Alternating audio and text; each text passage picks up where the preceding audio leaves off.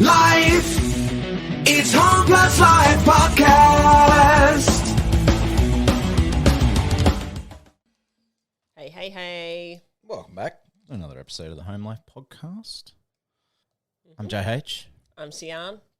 And it's time. It's January 2nd, so it's time for our bold prediction show for the year ahead and what's going to happen in the Australian real estate market.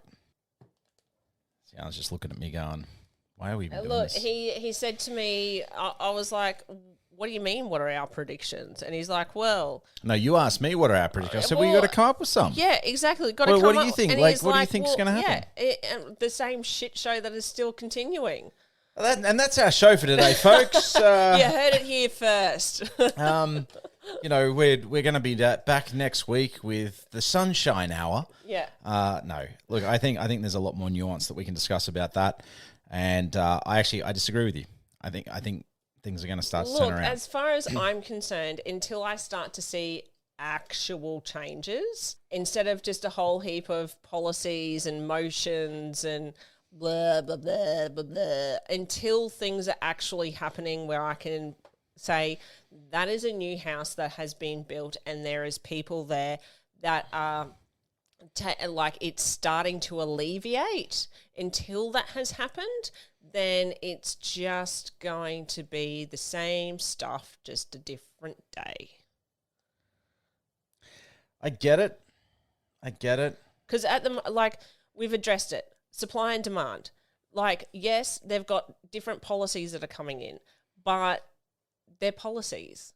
It could still take another 4 years before they decide to action any of those policies, or that it even comes close to actioning those policies, which means that we're going to be 4 years further down this track. Yeah, look, I get where you're coming from.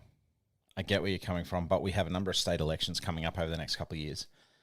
In fact, I think that in Queensland, we've got a 2024 state election, and we've heard it direct from the CEO of the REIQ's mouth herself. She sat there and said, this is an election issue. You know, both sides of politics need. Now, interestingly, in Queensland, our premier's just stood down, and Anastasia Palaszczuk has retired from politics altogether, and had her replacements, or whoever the replacement is at this point. No one really knows. No one really cares. I think no one whose their name is. I think it says a lot if you can stand there and go who? Exactly. But what that means is because the Liberal Party in Queensland, no one knows who they are, really. Unless you're in a circle, no one can really name who they are. I can't even say that and I'm normally really good with faces. I can't even say that I even know what they look like. But a lot of the people I go and talk to who are in the know, who are real estate experts, they don't even really know.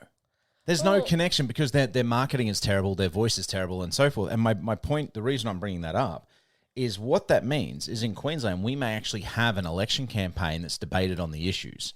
Because the issues, when you have people where they're not particularly well known, and it's not about politics so much. Whether they're a nice person or not, it's more about what are you bringing to the table. And that's it. So we may see and this could be my first bold prediction to fall over, because I'm saying we might see politicians compete for an election on policy as opposed to attack and denigration. So look, it'll be interesting to see, but housing is going to be a monumental issue. Oh, as it should in Queensland. It shouldn't just be in Queensland. It should be everywhere. It should be everywhere. Look, there's a Victorian election coming up, I think, in 2025. That's ACT. Dan's gone by. Dan stood down. So there's a number of elections over the next 2 to 3 years, and the reason I'm mentioning that 2 to 3 year window is because now is the time that policies and legislation get changed in order to be able to crow about it at that next election. And with housing being an issue, and a big issue across the country, I think we're going to see a number of policies and legislations trying to be pushed through because it gives them a platform for re-election.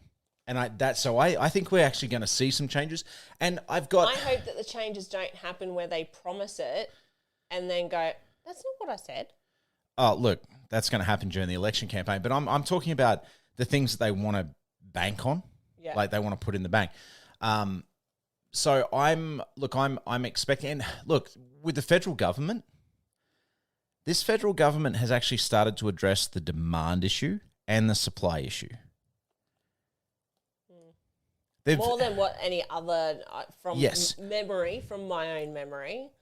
More than what any other has. Like, and I get people go, but what about first home buyer grants? First home buyer grants were meant to address the supply issue. They exacerbated the demand issue, because what did address the supply issue, if we want to go back to when first home buyer grants were first coming out, there was actually a two-pronged attack. Whether it was intentional or not, I'll be honest, I was too young to be able to tell with any Young little whippersnapper. Great sort of authority. But they went first home buyer grant to stimulate the building and construction industry and so forth, which it did. It absolutely did. But at the same time, they were pushing for apprenticeships and traineeships. Yes, and of which they aren't really. They're not really doing right now. It's more focused on innovation and technologies. Absolutely, and STEM, which is fair enough. We need both. But because it was a two-pronged attack back then, it worked quite well. Yeah. Because the first home buyer grant was going to always increase demand. Yeah. But at the same time, they addressed supply. We're not seeing that right now. So those policies that have targeted the first home buyer grant, they haven't addressed the supply issue. And the working, like, we can do something with the supply issue if we can get more workers, more people building houses. We still need to get more materials, but that can be addressed. That is also when, I think people or politicians really need to start looking at other avenues of which people can build. So, like the 3D printing, for example, like really start to push that, especially if it does put down the cost of the houses to begin with. Like, wasn't it something like 70% or something? It was like that? 70% less cost in 3D printing at home. And I think we are going to see more of those innovative type things get a little bit more, roadway, if you will, a little bit more momentum. Coming back to the government, what I'm very cautiously optimistic about is we've seen them attempt to address foreign investment. Very small portion of the market, 2.5 to 4% of properties in Australia, residential properties, are owned by foreign investors, right? So they're addressing some, but it alleviates demand.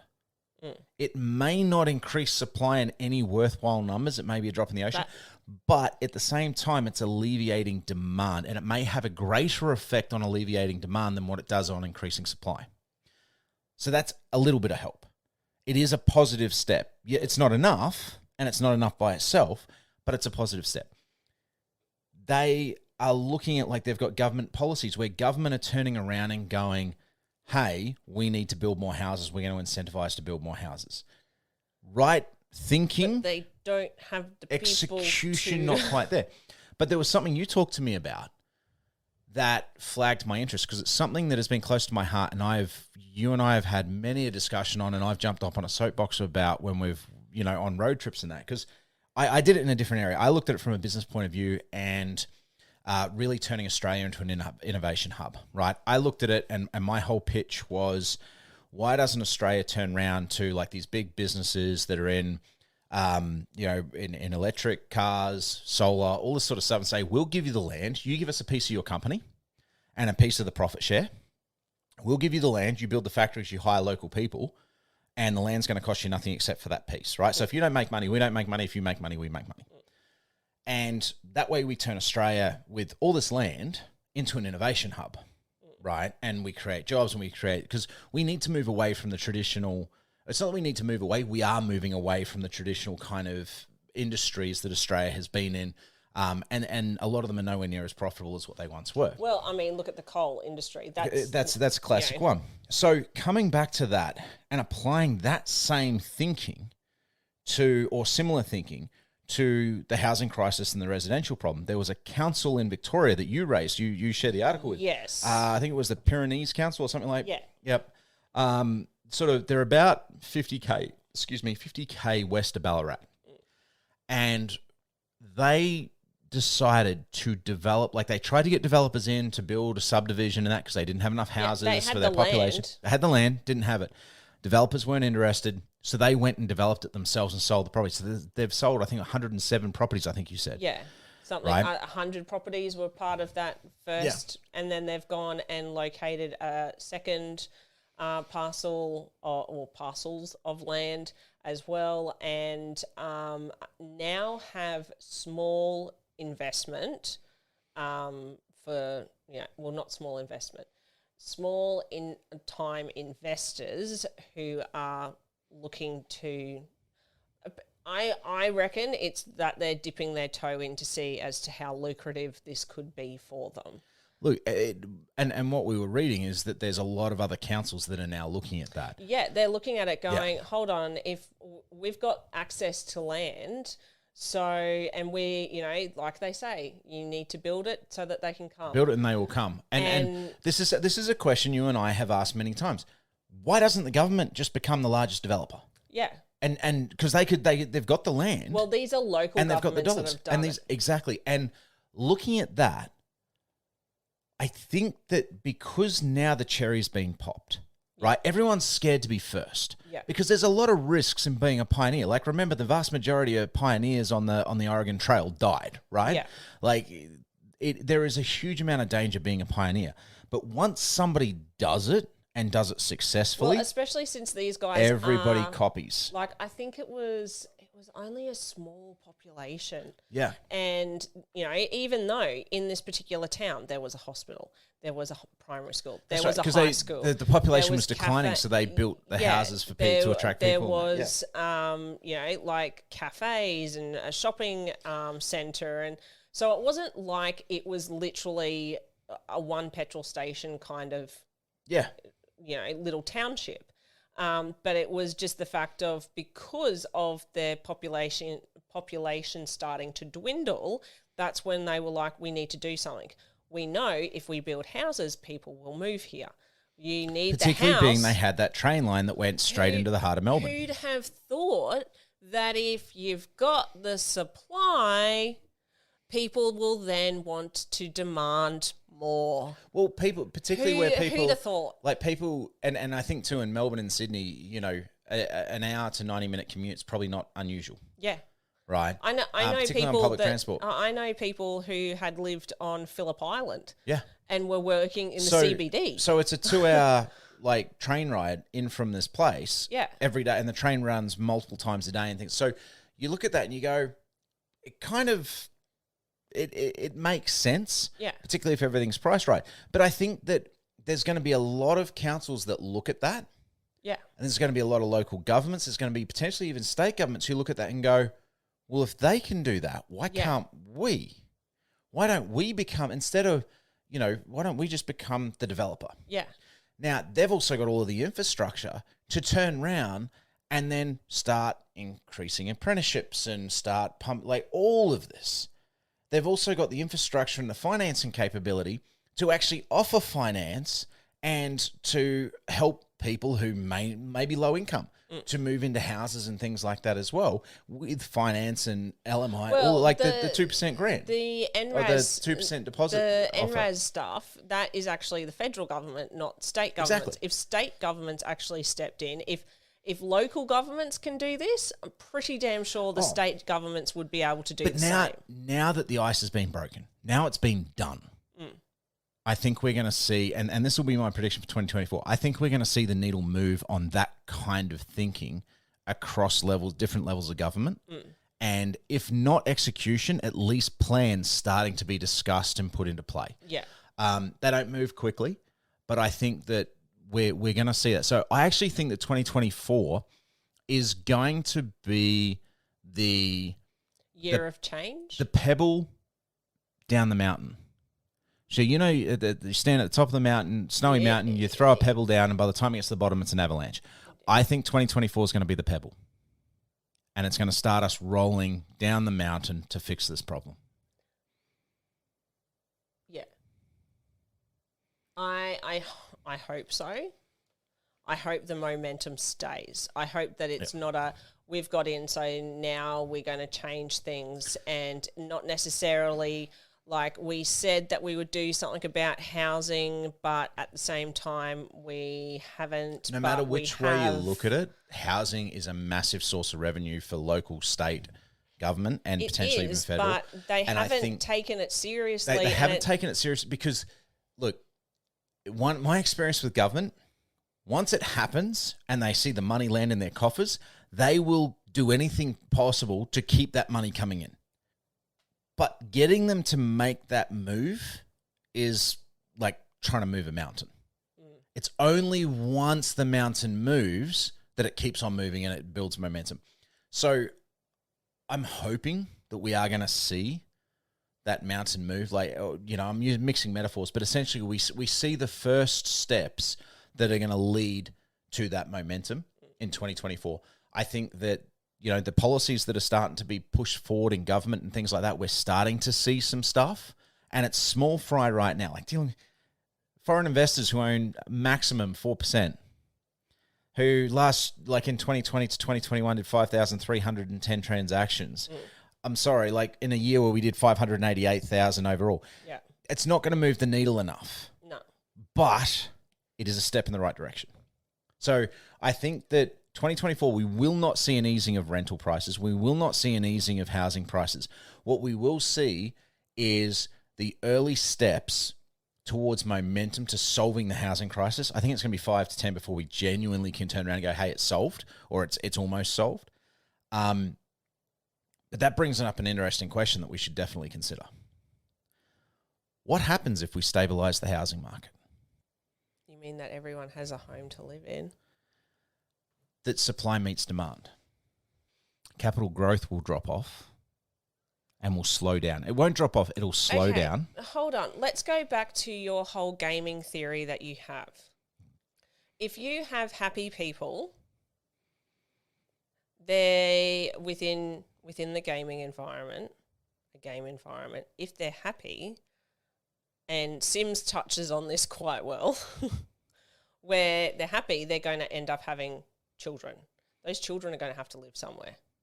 So if you've got a happy society is going to live to their expectations for population to keep on going. There's an interesting point on that. A number of scientific studies show the more wealthy and satisfied a couple are, the less likely they are to have children in Western countries. Yeah, I don't know. I feel there will always be people. It's exactly the same as one thing that I learned when I was working in wedding dresses, right? One thing, it does not matter the financial environment of society as a whole, right? People are still going to get married. People are still going to die. You're still going to have to pay taxes, and there will still be births. Yeah, but it's right. Okay, so right now in Australia, it may not speed things up, but is that not when the government would turn around and go, immigration? Well, that's what they're doing right now. No, they've slowed it. They're slowing it. No, they're not. We had this conversation only the other day. You said that they're going to be slowing it in order to help alleviate that.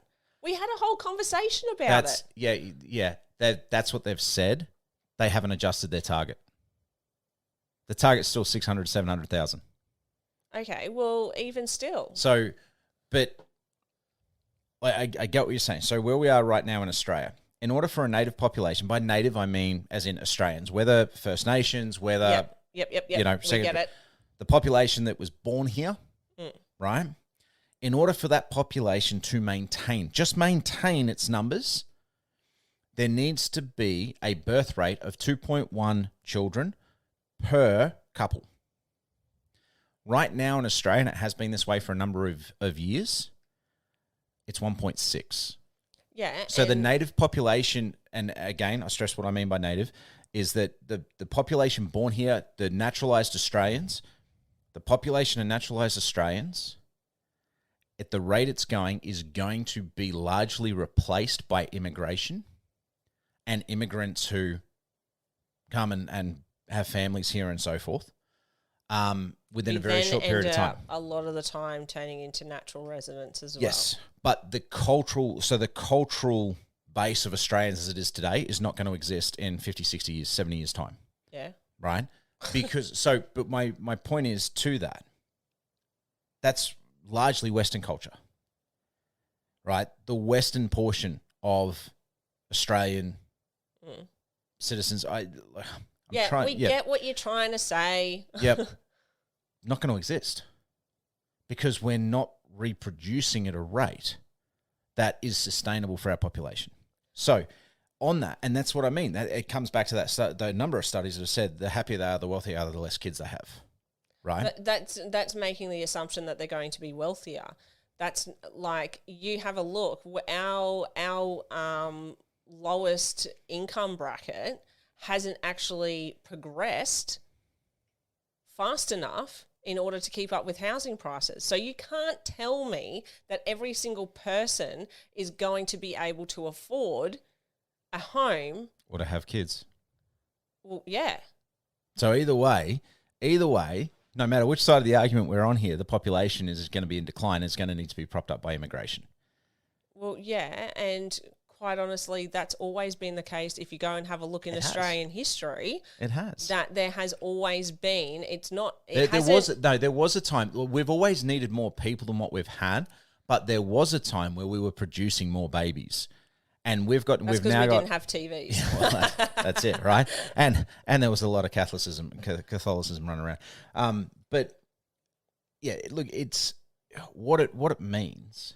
If we stabilize the demand and supply, whether people have more babies or not is actually really super relevant. Because if we stabilize housing supply, and let's say that leads to people feeling more content, and they do have more babies, they're more comfortable to bring babies into the world. Mm-hmm. Okay. And so as Australians collectively, regardless of, original place of origin, culture, or none of that, regardless, you're an Australian, you start pumping out more babies because you're happier. Let's just assume that. Well, that's the reason why they started the whole baby bonus. Yep, absolutely. What will happen, or is likely to happen, in my opinion, is we will have a plateau in the market where it will have minimal increases and decreases. It will only increase at the rate of inflation, right? For approximately 20 years, if not 30. So pretty much a whole generation. An entire generation, until those children are now old enough to buy houses, and then we'll see the increase in demand again. And we will end up coming back around a little bit. I don't think we'll ever end up in as bad a spot as what we are now, unless there's an insane population boom. But we will end up in a spot just politicians where there's not doing their job. Well, there's that. With greater demand than supply. But we'll have a plateau. So the capital growth and the investment value of Australian property, and this will reduce demand as well, will actually drop out of the market for potentially an entire generation. And just so that if you're tuning in now, we're not talking that this is going to be happening exclusively in 2024. No, this is like 2024 is the steps when towards there's going momentum. To be no more babies made. No. Is the steps towards momentum that leads to stabilization of the housing market. Yeah. And look, maybe they don't go far enough. Maybe the momentum doesn't get there and we never fully stabilize, but we just get back to the normal housing cycle that we used to have, where we had a 10-year cycle where it was boom, plateau, bust, climb, boom. It wasn't ever a bust. If there is ever a time where there is too much supply, right, it will come down to where people want to live. Look, I think if ever there is a time where there's too much supply, it will be a demand. Immigration will solve that issue. It would be the demand of the places where is high density. Yeah. So even if we were to have it where, let's say, let's go Boona, right? Yeah. Where people are like, yep, they've built that up. They've got, it's pretty much like what Springfield is now, right? Mm-hmm. So master plan city. I think we're going to over the next 10 years see a lot more in master plan cities. If we've got stupid amount of houses out there, people may look at it and go, no, I need to work closer to Ipswich. And Ipswich is a lot bigger, a lot more established. So therefore people will be, no, that's where I want to be. I don't want to be there. So there'll be metropolitan pressure. Yes, Yep. that's where I feel that it would be if there's going to be anything. But and that'll like the stabilization. We'll see cycles like a cyclical nature where people move towards the city, they move out because it gets unaffordable again, and we'll see that kind of pendulum swing. I think, Again, not happening exclusively in 2024. no, we're talking 2024. The steps towards that. So He's doing a prediction for the next 40 years. yeah, well, but I think 2024 is the tipping point. Like I think we are actually going to see policies put in place. I think we're going to see some action taken in 2024 and in 2025 that is going to lead towards solving the housing crisis.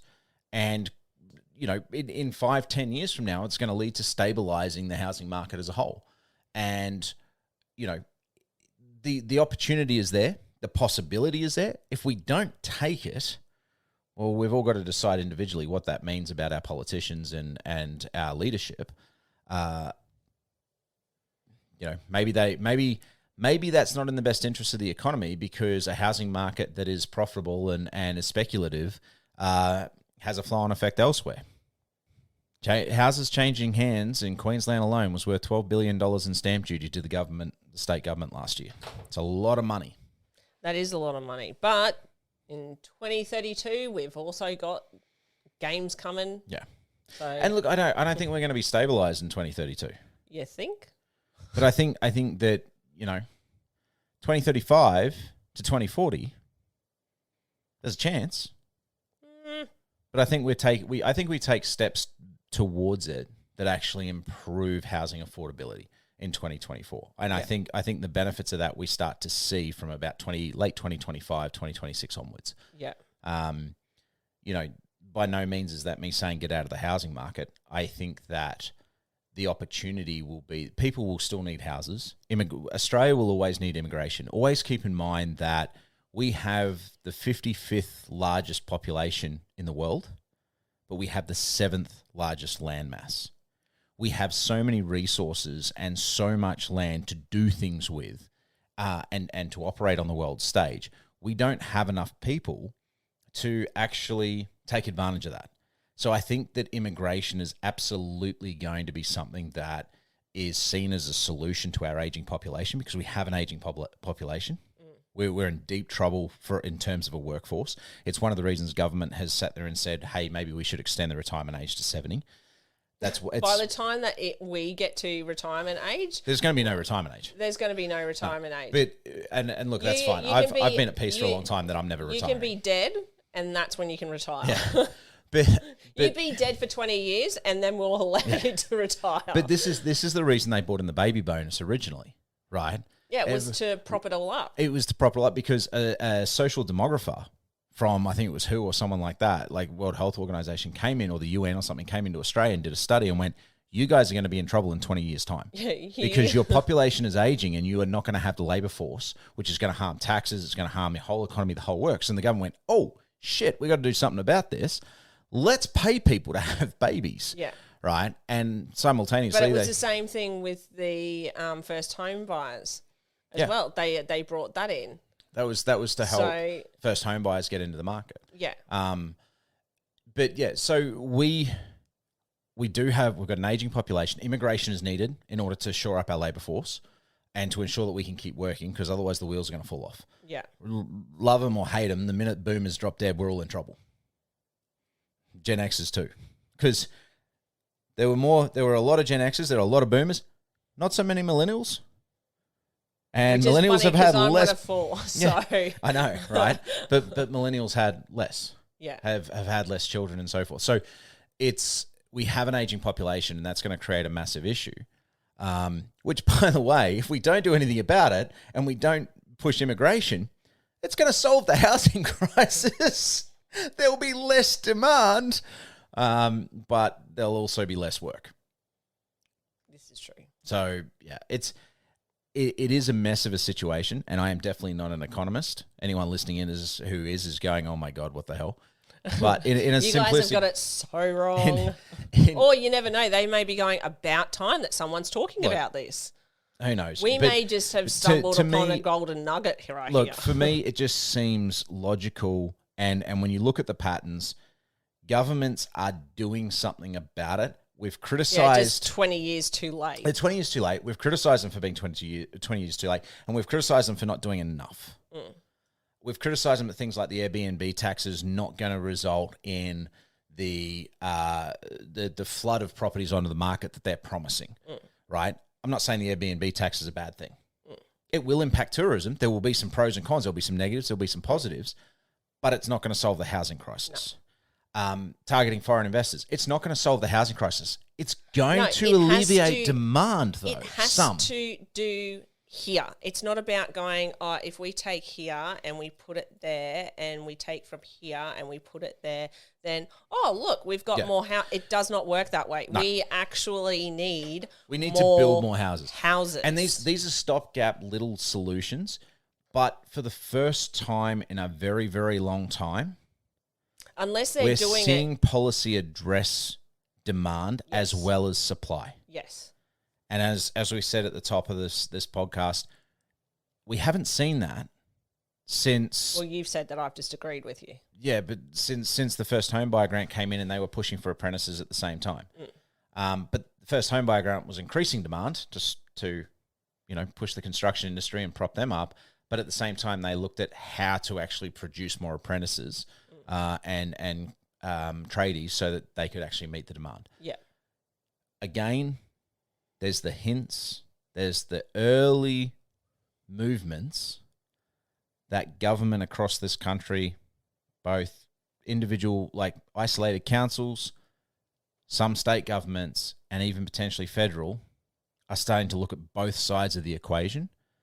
And so that is like we've covered a lot, but that is my prediction. They're doing long-term vision as opposed to short-term vision, which they are actually very known to do. Yeah, and addressing the whole problem as opposed to just one little part that makes for a good headline. They're still chasing the headlines. That's what politicians are going to do.